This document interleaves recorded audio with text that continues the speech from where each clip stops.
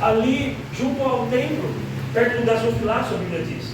Ele continuava dizendo: eu sou a luz do mundo, aquele que está em trevas terá luz sobre a sua vida. Conhecereis a verdade vos libertará. Se o Pai vos libertar, verdadeiramente sereis livres. A Bíblia diz que os fariseus uma vez mais se incomodam com as palavras de Jesus. Que ser livre de alguém, nós não somos escravos de ninguém, nós somos filhos de Abraão. E Jesus falou desta forma: se vocês fossem filhos de Abraão, vocês fariam as obras que Abraão fez. E tem mais, Abraão celebrou na minha vinda. Olha o que Jesus falou, que interessante. Jesus falou que Abraão se alegrou na vida de Jesus. Como entender isso?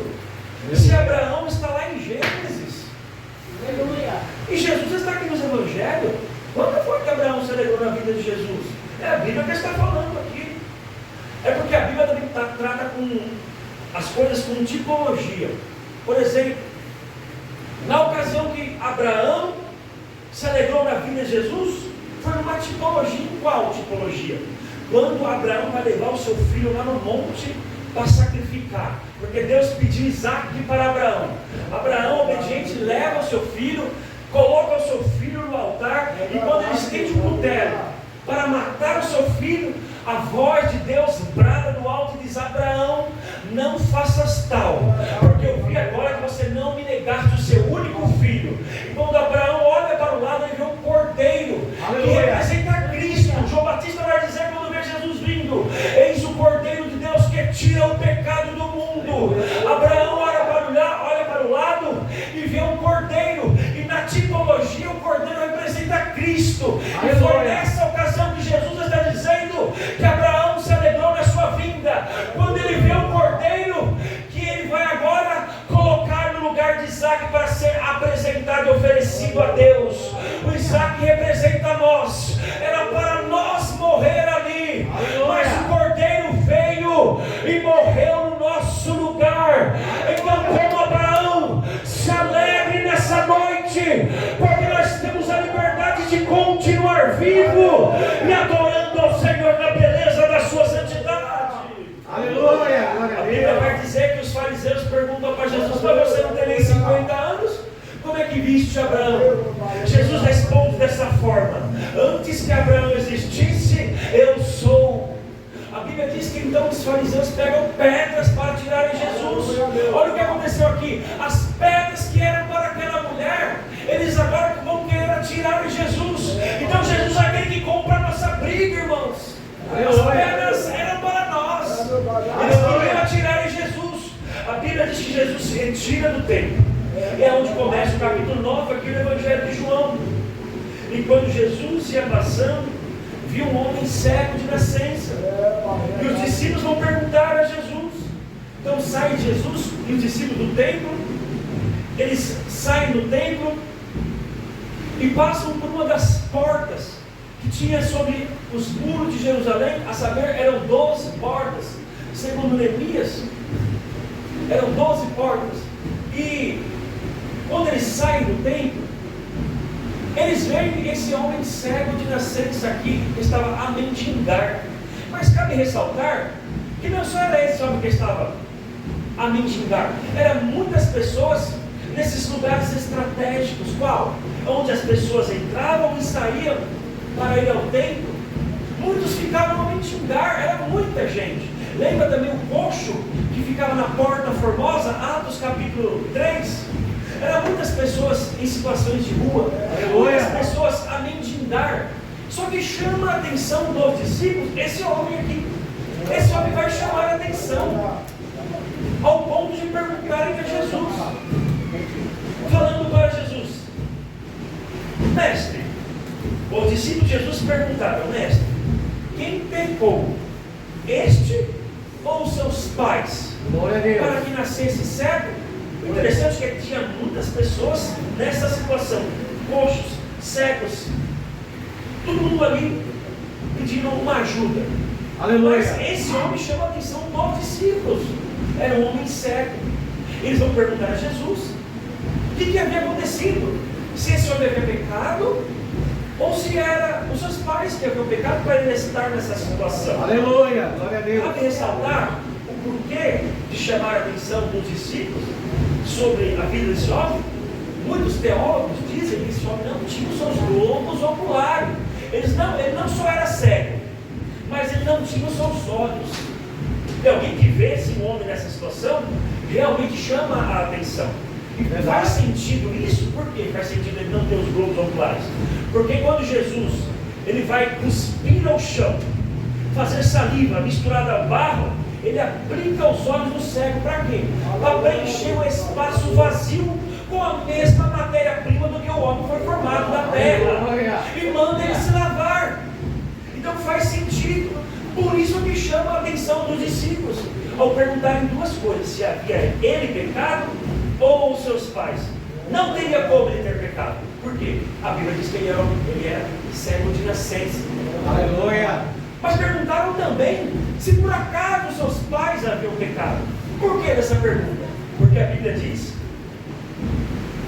no livro de Êxodo, capítulo 20, versículo 5, quando fala das imagens, vai dizer assim: não as adorarás, nem lhes prestarás culto, pois eu sou o teu Deus que visito as tuas iniquidades. Aleluia. A lei era assim: visito as tuas iniquidades dos pais sobre os filhos, até a terceira e quarta geração.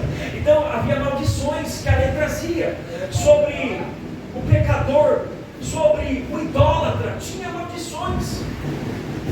Então os discípulos se baseiam nessa afirmação da lei. Foram seus pais que pecaram por acaso para ele estar nessa situação? Um homem cego, um homem debilitado, um homem em situação de rua?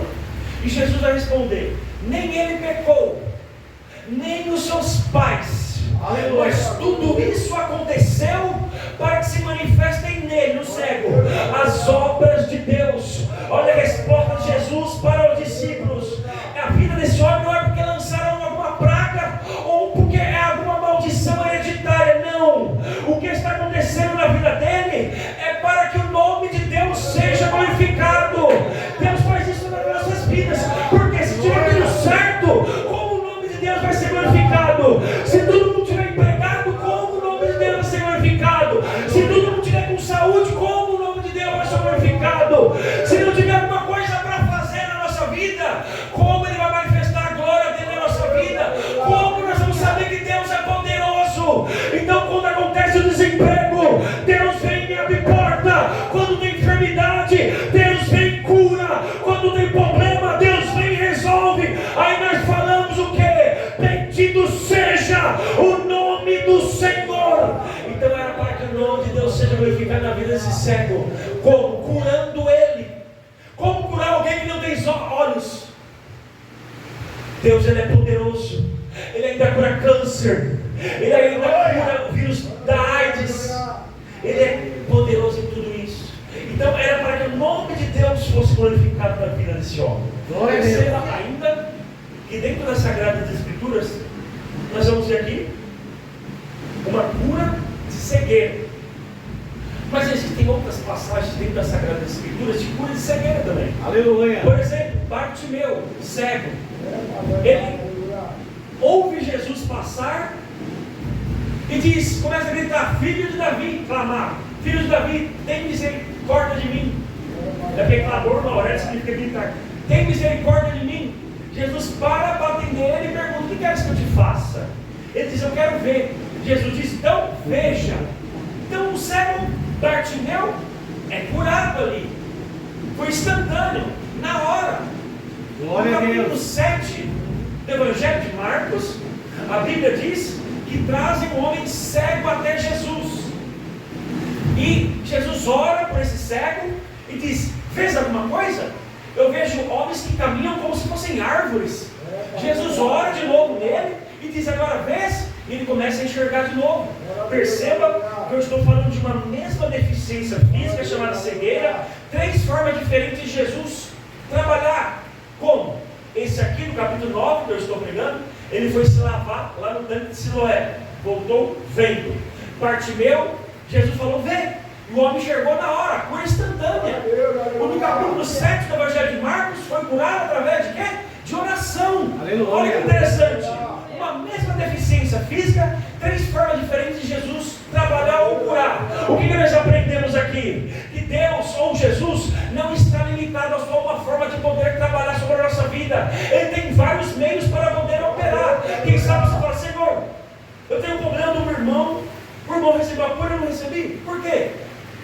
Jesus não está limitado a só uma forma de poder trabalhar. Ele trabalha de um jeito na vida de uma pessoa que você conhece, que tinha o mesmo problema que você talvez, mas ele pode trabalhar de outra forma na sua vida, porque ele tem vários meios para poder recuperar. Por exemplo, já vi curas de câncer. A igreja levantar o clamor, a pessoa ser curada. A pessoa ir no médico, o caroço sumiu. Como também já vi Deus usar os médicos para poder curar. Deus tem várias formas para poder operar sobre a nossa vida. Ele não está limitado a só uma forma de poder trabalhar. Não aconteceu com você de um jeito, acontece de outro. Porque o nosso Deus, Ele é a causa causadora, não causada. Ele complica, depois descomplica, depois explica. Porque complicou. O nosso Deus enxerga uma formiga preta numa pedra preta, numa noite escura. Ele está aqui, é o Todo-Poderoso, irmãos. Só que esse cego aqui, ele teve que se lavar lá no tanque de Siloé. E eu quero trazer um tema para nós nessa noite: provocando o milagre. Provocando o milagre. A Bíblia diz que o cego foi se lavar no tanque de Siloé. O cego foi, lavou-se e voltou vendo, a Bíblia diz. Aleluia. Lembra que nós lemos em 2 Crônicas? Também está escrito lá desta forma: e foi Ezequias que quem tapou o manancial superior das águas de Gihon e as canalizou para baixo, para o ocidente da cidade de Davi. Foi essa leitura que eu fiz. O que tem a ver com aqui? Lá, por exemplo, em 2 Crônicas 32, 30, a Bíblia diz que Ezequias estava em guerras com a Assíria de Senecaíbe. Verdade. E havia uma fonte do lado de fora dos muros. Para que servia essa fonte? O povo se abastecia da água. Só que sair para fora dos muros em tempo de guerra era muito arriscado. O rei mandou fazer. Ele mandou cavar a fonte e canalizou para que ela passasse por debaixo dos muros da cidade. É o que está falando. Foi Ezequias que quem tapou o manancial superior das águas de Gihon e as canalizou para baixo, para o ocidente da cidade de Davi. Então ele canaliza essa fonte chamada Gihon.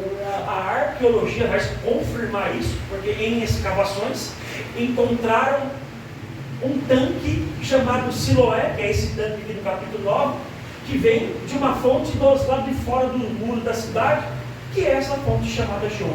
Então, essa canalização do rei Ezequias teve 583 a 87 metros, que se banhava no fundo desse poço chamado Siloé, ou tanque, e tinha 34 degraus para você chegar lá. Depois vocês vão pesquisar e vejam. Então o cego, para ele receber a sua cura, olha o trajeto dele. Ele teve que descer até o fundo do tanque. Ele desceu até lá embaixo. Parece fácil, né? O cego foi, lavou-se, levantou o vento. Mas olha a dificuldade, olha o trajeto. Ele é cego, não enxerga, não tem uma saúde boa, anêmico, debilitado. Ele teve que descer, provocando o milagre. O tema para nós: cego, para receber o seu milagre, ele teve que descer. Glória a Deus. Lembra de Jeremias, capítulo 18?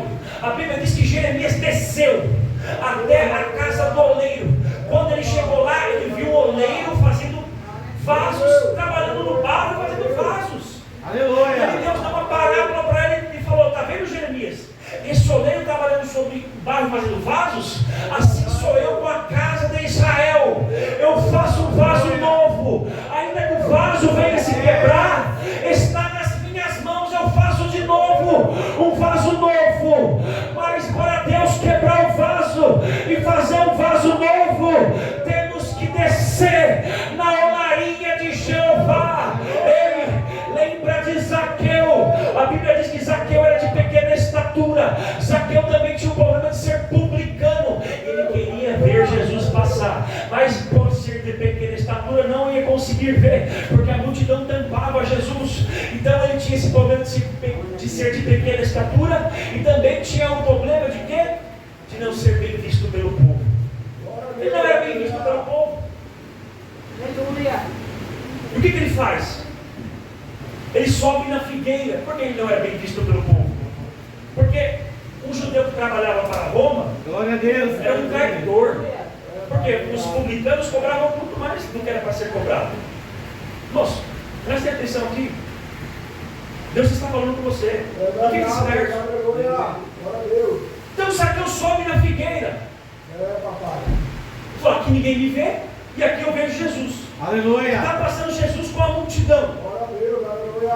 Quando Jesus passa, Jesus olha para cima e fala: Zaqueu, desce depressa, porque me convém pousar em sua casa. Zaqueu achou que ninguém veria ele ali, mas só não viu Jesus, mas como também o chamou pelo nome. Irmão, não adianta se escondermos, Jesus está nos vendo. A Bíblia diz que nós fazemos a nossa casa no Sheol, ali Ele nos vê, nas mais altas alturas, ali Ele nos está. Jesus está nos contemplando. A Bíblia diz que se nós pegarmos o nosso alqueire e colocarmos debaixo de uma cama, ali ela vai resplandecer, porque é para iluminar, e ali ela vai iluminar, não tem como esconder, meus irmãos. Nós somos luz, e aonde a gente passa, a nossa luz resplandece. A Bíblia diz que assim resplandeça a vossa luz diante dos homens, para que vejam suas boas obras e glorifiquem o Pai que está no céu. Aleluia. Zaqueu então desceu. Glória a Deus. Porque para o encontro com Jesus não vai ser por cima, mas vai ser por baixo, descendo. Oração, busca, humilhação. Lembra de Ezequiel capítulo 47? A Bíblia diz que um homem fala para Ezequiel: Ezequiel, desce esse rio aqui. Aleluia. Jeremias desceu, Zaqueu desceu, o cego desceu, Ezequiel desceu, rio purificador, capítulo 47 de Ezequiel. Glória a Com Deus. uma cana na mão. Era como se fosse um negócio de medir. Ezequiel, desce. Ele continuou, começou a descer o rio. Ele foi descendo, águas que batiam nos seus pés. Qual é a representação disso? Para os judeus, a parte mais imunda do corpo eram os pés. Talvez os humanos não sabiam. Estão sabendo hoje. Por quê? Nós vamos ver que quando Jesus, por exemplo, ele está numa ceia, na casa de Simão, ele está sentado, se alimentando, e vem uma mulher por detrás de Jesus e unge os pés. Então, como que ele estava sentado na mesa? De joelho, meio que de lado, com os pés para trás. Era como os judeus que sentavam na mesa, colocavam os pés para trás, porque eles tinham os pés a parte mais imunda do corpo. Nós vamos ver em Eclesiastes 5:1, Salomão dizendo: guarda o teu pé quando entrares na casa do Senhor, reverência. Nós vamos ver em Isaías capítulo 6, aquele anjo chamado Serafim, que tinha 6 asas, que com 2 cobriu o rosto, que com 2 voavam, 2 também cobriu os pés, reverência. Nós vamos ver em João capítulo 13, ia acontecer a última ceia de Jesus com os discípulos. O que Jesus faz? Jesus vem com uma bacia para lavar os pés. Não era por causa da poeira só não, viu? Era por causa da questão cerimonial também. Opa, nós vamos cear, vamos lavar os pés, colocar os pés para trás. Nós sempre tem um Pedro na igreja, né? Para falar que não precisa ser lavado, para falar que essa palavra não é para mim, para falar que não precisa de tanta coisa, que não precisa de tanta santidade. Aí Jesus, porque Pedro falou assim: Senhor, você não vai lavar. O Senhor não lava. De forma nenhuma o Senhor vai me lavar. Aí Jesus tem que explicar para Pedro: Pedro, se eu não te lavar, você não tem parte comigo, Pedro. Mas graças a Deus que Pedro também entende. E quando ele entende, ele vai falar: então não só o pé, Senhor, lava o corpo todo. Aí Jesus vai dizer: não precisa, Pedro, porque já está limpo pela palavra que eu vos tenho dito. Mas ele está passando com a bacia nessa noite para purificar a sua igreja. Água que se batia nos seus pés. E o homem falou para Ezequiel: Ezequiel, desce mais esse rio. Ezequiel continuou assim: águas que batiam nos seus joelhos agora. Vamos falar de intimidade. Joelhos, oração. Não, tem pessoas que eu conheço há anos, não converso quase nada. O que isso representa? Não tem intimidade com essa pessoa. Tem pessoas que eu conheço há um mês, falam mais do que outra que eu conheço há 10 anos. O que é isso? Intimidade.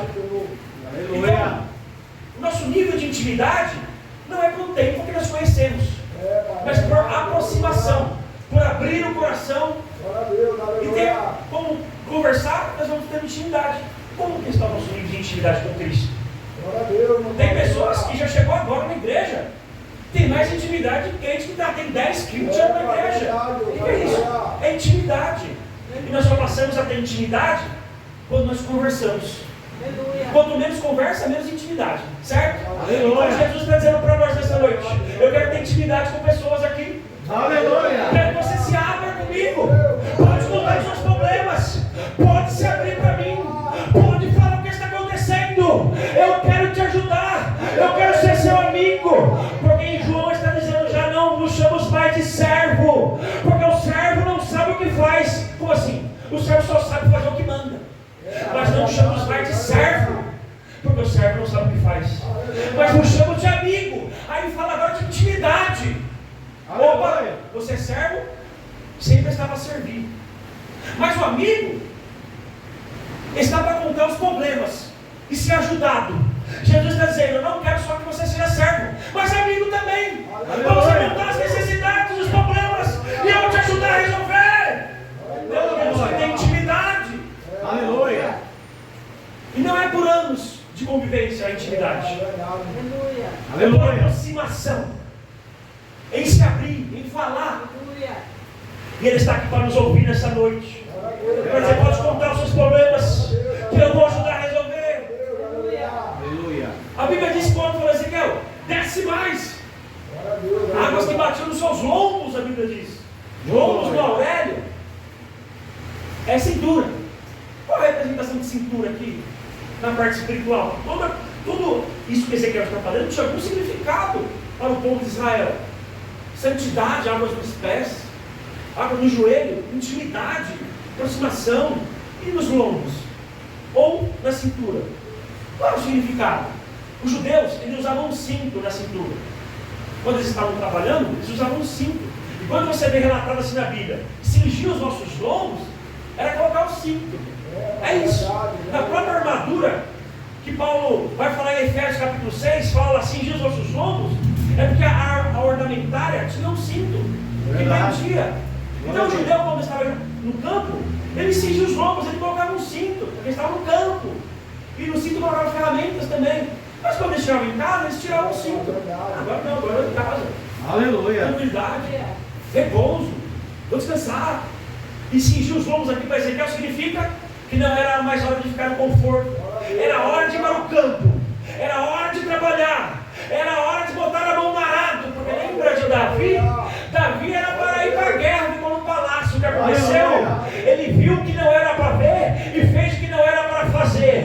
Então Deus está dizendo: é tempo de sair para a guerra. Não fique no palácio, não fique em casa, mas pegue a espada e vá para o campo, vá para a guerra. Isso é para nós, irmãos. Vamos cingir os nossos lombos. Aleluia, Jesus. Por quê? Por quê? Não tem outro significado da igreja ainda estar na terra, a não ser para ganhar mais almas. Não tem outro motivo da igreja estar na terra ainda. Ah, não, é porque tem uma casa que Ele me prometeu ainda. Ah, tem um carro que Ele me prometeu. Nada disso. Jesus só não voltou porque Ele quer mais almas ainda para ser salva. Não tem outro propósito da igreja estar na terra. Vai ficar sofrendo? Não. Para a gente ganhar outros para Cristo. Para a igreja crescer ainda mais. Tirarmos das garras do diabo. Esse é o propósito da igreja na terra, irmão. Não tem outro. Aleluia. Salvar a sua família. Salvar os seus filhos. Salvar a sua rua. E o evangelho ser pregado em todo o mundo. Então, o arrebatamento vai acontecer. E nós temos que seguir os nossos lombos para fazer a nossa parte. Glória a Deus. Aleluia. Mas deixa eu continuar aqui. E o homem falou: Ezequiel, desce mais. O homem estava com a água na cintura. Olha a resposta de Ezequiel: Senhor, é um rio profundo demais, Senhor. Um rio que não se passa nada. Olha o que Ezequiel está falando: Senhor, eu não sei nadar. É um rio profundo demais. Mas ele estava na cintura ainda. Mas você já viu pessoas que estão na praia? Tem uns que ficam lá no rasinho, tem outros que vão lá no meio, tem outros que vão lá no fundo. Cada um sabe o seu limite. Tem gente que no rasinho é capaz de morrer afogado ainda. Aleluia, é verdade. Tem outros que não, conseguem ir mais pro fundo. Glória. Esse aqui eu falo: meu limite é aqui. Para mim, se eu for mais, eu morro. Eu não tenho estrutura para isso. Eu não consigo ir mais. Então o que acontece? A Bíblia diz que o homem que estava mentindo Ezequiel pega Ezequiel, leva ele para o lado de lá e traz ele de volta. O que isso representa aqui? Ezequiel falou: Senhor, cheguei no meu limite. Só consigo ir até aqui. Eu não consigo ir mais além. Eu não consigo ir mais para frente. Cheguei no meu limite, Senhor. Eu não consigo mais. Se eu for, morro. Quando nós chegarmos no nosso limite, e nós falamos, Senhor, eu estou no meu limite. Eu não tenho mais forças, Pai, para caminhar. Eu não tenho mais forças para ir. Aí chega a hora dele vir e nos pegar, como esse homem fez com Ezequiel. Como diz em Isaías 41, versículo 13: pois eu sou o teu Deus que te tomo pela tua mão direita e te digo, não temas, porque eu te ajudo. Deus está pegando em mão de crente aqui nessa noite, que fala que não está aguentando mais, que não tem mais força. Ele está dizendo, as suas forças acabaram, mas chegou a minha vez de te levar, diz o Senhor, porque você vai passar para o outro lado. A sua família não vai acabar aí.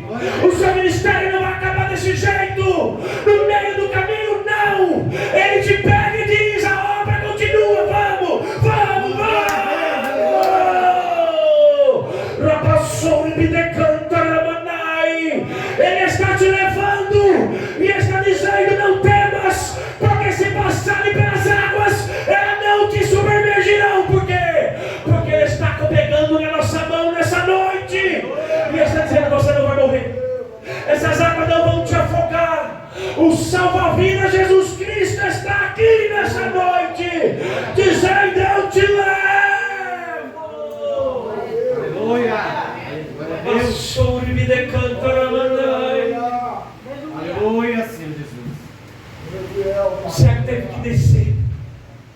Jesus falou para ele descer. Era fácil fazer isso? Não. Era difícil? Era. Eu estou falando de um homem cego, de um homem que nunca foi ali, de um homem que não enxergava, de um homem que tinha sua saúde debilitada, que era um trajeto difícil para quem não conhece e muito menos para quem vê. Era fácil? Não. É fácil para nós? Também não é. Mas Jesus acredita que nós podemos chegar, que nós temos potencial para ir até onde Ele nos falou. Ele liberou uma palavra para nós. Ou nós vamos ficar se contentando somente com lodo no rosto. Não. Ele está aqui nessa noite para abrir olhos de cego, para você enxergar que aquilo que você está passando tem um grande resultado de bênção para você. Lá embaixo, diz o Senhor. Aleluia. Eu vi reportagens do National Geographic submarinos que vão a grandes profundezas do mar. Chegaram tão fundo que encontraram seres que eles nem sabiam que existiam. Olha, esses seres aqui não estão catalogados. Só saberam porque desceram mais profundo dos oceanos. E é por isso que eles investem em submarinos mais potentes e mais preparados para descer as mais profundezas dos oceanos. Para quê? Porque existem seres que nós nem sabemos que existem. Aleluia. Mas quanto mais descem, mais descobrem. É assim na presença de Deus. Aleluia. Quanto mais nós descemos, mais Ele vai se revelando para nós. Olha, isso aqui você não sabia, mas agora você está vendo, porque você desceu. Então se aprofunde nessa noite, porque Ele tem coisas firmes ocultas para revelar para você, mas temos que descer. Ou você vai preferir ficar nadando no rasinho? Quanto mais nós descemos, mais Ele se revela. É verdade. Mais nós descobrimos coisas no mundo espiritual, que são coisas que nós nem sabemos que tem, mas Ele quer revelar para nós. E isso só estão nas profundezas das nossas vidas espiritual com Deus. Aleluia. Ele crê que nós podemos chegar até o fim. É O cego verdade. foi, lavou-se. Verdadeiro. Estou falando de um homem que desceu esses 34 degraus. Aleluia. Olha que interessante, ele estava fazendo o que Jesus falou para ele. É verdade, Senhor Jesus. Fazendo o que Jesus falou e indo para o fundo do poço. Entende?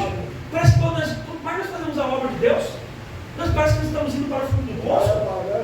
Vai ficar mais difícil as coisas. Aleluia. As coisas vão piorando. Será que o caminho é esse mesmo? Eu estou indo para o fundo do poço. É porque nós não estamos enxergando. O cego não estava enxergando. E muitas das vezes, quando nós não estamos enxergando, bate o desespero. Lembra de Agar? Agar, a escrava de Sara. Ela sai com seu filho Ismael, que é expulsa de casa, coloca o seu filho lá do outro lado da árvore, no deserto. Fala, eu vou ficar aqui que eu não vou aguentar ver ele morrer. Ele vai morrer, eu não vou aguentar. O anjo do Senhor vem até ela e diz: de onde vens e para onde vais, Agar? Aleluia. E houve aquela conversa ali, e a Bíblia diz: e o anjo do Senhor abriu os olhos de Agar, e ela enxergou uma fonte do seu lado. Não está falando que a fonte apareceu ali, está falando que os olhos dela foram abertos, ela não estava enxergando, porque o desespero faz nós ficarmos cegos. Mas olha o que aconteceu, que o anjo vai falar para ela: Deus ouviu o choro do menino, o menino não vai morrer, Deus está guardando, e Ele está trazendo uma fonte para você nesse deserto que está do seu lado e você não viu. Aleluia. Mas Ele vai abrir os seus olhos e vai enxergar, e você vai enxergar que aquilo que tu acha que é para te matar, que é o deserto, do lado de você tem uma fonte. Aleluia. Não sei que mistério é esse. Nós temos que saber que nós não estamos enxergando muitas das vezes, como esse cego aqui. Mas o que fazer quando não estamos enxergando? O que fazer? Fazer igual Lázaro, aquele que ressuscitou ao quarto dia, lembra dele? Capítulo 11 de João. Como assim fazer igual ele? Jesus falou para ele: Lázaro, sai para fora. Ele já estava morto, né? Aí ele ressuscitou. Lázaro saiu. A Bíblia diz que o morto saiu tendo as mãos e os pés amarrados e o rosto coberto com um lenço. Como que esse homem conseguiu sair para fora se ele estava com o rosto coberto? Ele não enxergou. O tema não era daquilo, certo? Como que ele conseguiu sair para fora sem enxergar? Cabe entender. Eu não estou vendo, mas eu sei de onde a voz está vindo. Opa, eu não estou vendo, mas a voz está vindo aqui. Ah, a voz está vindo aqui. Então é por aqui que eu vou. É por aqui a porta. É por aqui a saída. Então se você não estiver enxergando, vá pela voz. De onde a voz está vindo. Ele nos dá a direção pela sua palavra. E Deus está falando nessa noite. Aleluia. Glória a Deus. Rabossou e me decanta, Ramanai. O cego desceu. Do lugar de choro, do lugar de tristeza. Aleluia. Lugar de desânimo, talvez caiu, levantou, caiu, levantou, desceu, chegou lá embaixo. O cego foi e lavou-se, lá desse lado. Cego de nascença, olha as cores, olha como que a árvore está linda, olha como que as cores. Então lá ele começa a se alegrar. Ele estou enxergando. O mesmo lugar que ele passou na prova, triste, desesperado. Foi o mesmo lugar agora que ele voltou com uma bênção. Alegre, aleluia, contente. Sabe o que é isso? Deus faz nós passar pelo mesmo lugar que outrora nós passamos chorando, para agora nós entendemos. Agora você está na bênção, mas lembra o que aconteceu lá atrás? Você superou, você passou. Então entenda, você já passou por tantas coisas e Deus faz você lembrar. Então continue. Paulo vai dizer no livro de Gálatas, capítulo 6: desde agora em diante ninguém me quiete, porque eu trago no meu corpo as marcas de Cristo. Paulo está dizendo: eu tenho cicatrizes para lembrar do que eu já passei. Então entenda, você já sabe o que você passou, tudo que já veio sobre a sua vida. Isso tem que dar força para nós continuar. Por quê? Porque até aqui nos ajudou o Senhor. Paulo vai dizer: me esquecendo das coisas que ficaram para trás, eu prossigo para o alvo, pelo prêmio da soberania e vocação de Deus em Cristo Jesus. Irmãos, Deus abençoe. Essa é a palavra que Deus colocou no meu coração. Resumindo, provocando milagre é o que? É descer. Oração.